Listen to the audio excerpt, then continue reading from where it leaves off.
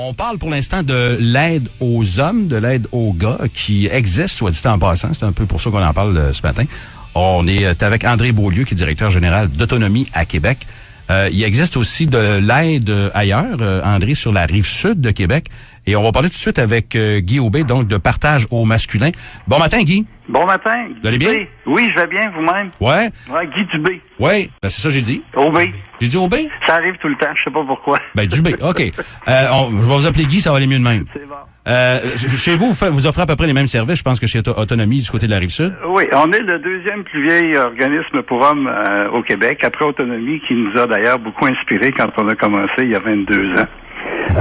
Nous, on est dans Chaudière-Appalaches. En fait, on ouvre un nouveau bureau à Montmagny là, le 1er octobre. Étant donné que c'est une très, très grande région, qui a peu de transports en commun, donc on ouvre des points de service. On en a 6 ou 7 actuellement. Si je vous pose la même question qu'à André tantôt, est-ce que le fort pourcentage des gars qui vont chercher de l'aide, c'est suite à une rupture aussi chez vous? C'est à peu près 45 %. OK. C'est à peu près 45 %. J'ai écouté André tantôt. Bonjour, André. Salut, Guy. J'endosse tout ce qu'André a dit. Là, c'est vraiment des réalités qu'on vit nous aussi.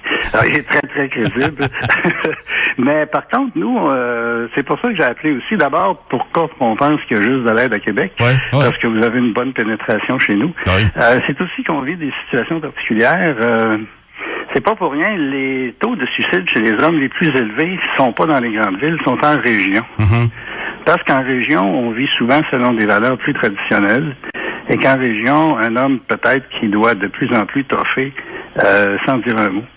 C'est peut-être plus difficile pour demander de l'aide pour certaines catégories d'hommes qui sont élevés et qui ont une mentalité que je dirais plus traditionnelle. Par contre, écoutez, il y a des gros changements. Là.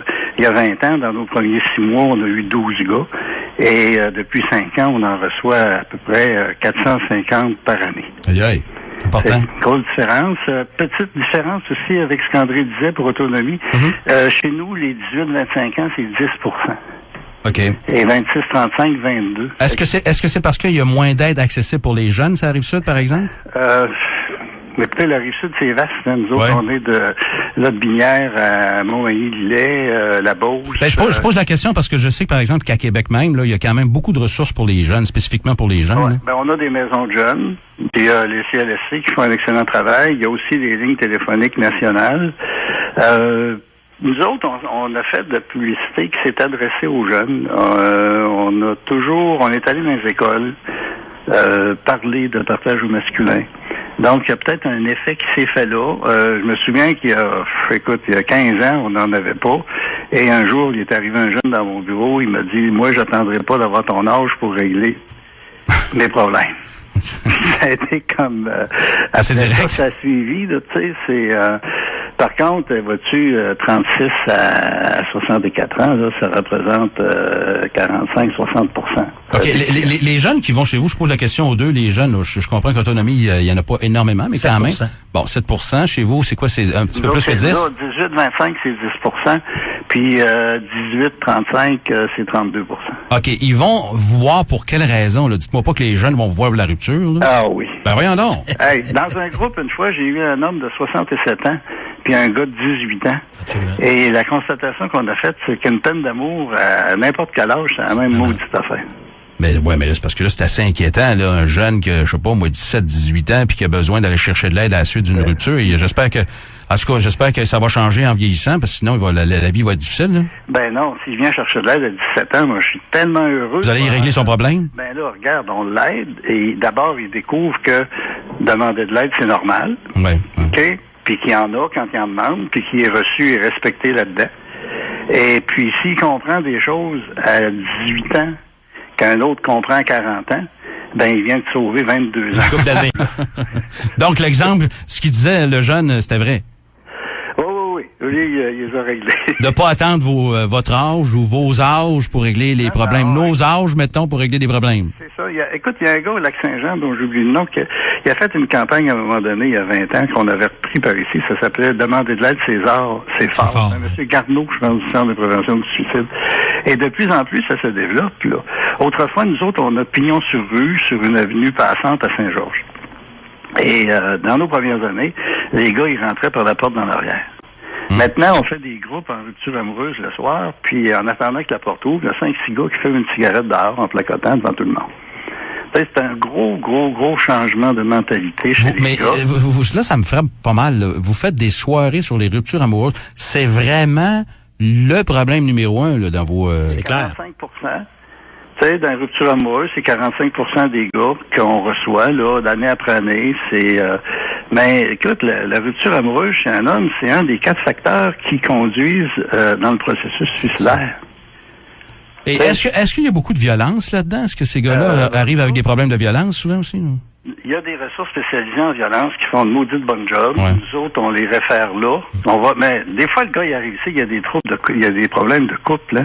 Il n'identifie pas la violence, c'est nous autres qui l'identifient. Tu sais, lui, il check le char de sa femme, voir si elle a sorti dans le jour. Et le kilométrage, là? Oui, mais c'est pas de la violence pour lui, ça. Son père faisait ça. Ouais, je comprends. OK, ils vont checker même le kilométrage. Regarde, c'est incroyable. Mais nous autres, on reçoit, par contre, et je suis content de pouvoir en parler, des hommes victimes de violences conjugales.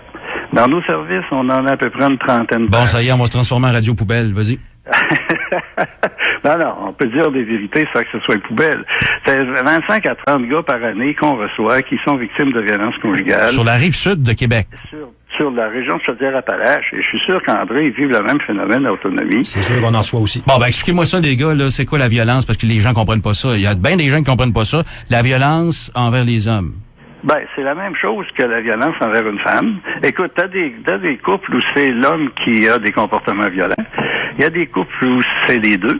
Il y a des couples où c'est la femme. Et qui que ce soit qui exerce cette violence-là, c'est pas acceptable. Non, mais vous comprenez que les gens, souvent, ils ont l'image du gars qui mesure 6 pieds, 350 livres, qui peut pas se faire planter par, comme André, effectivement, par sa blonde. André, il pèse pas 350 livres. Non, 325.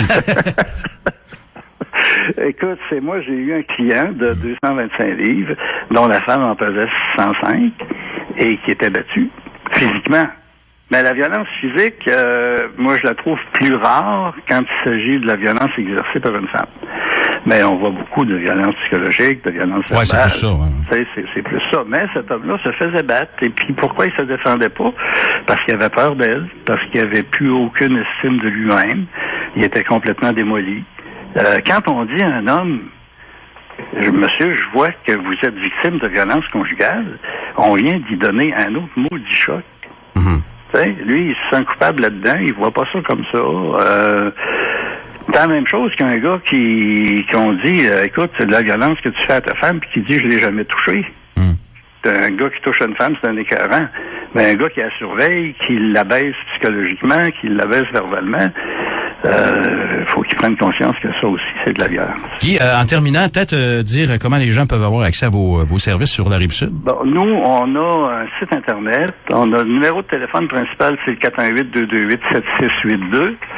Mais on a aussi un numéro sans frais, qui est le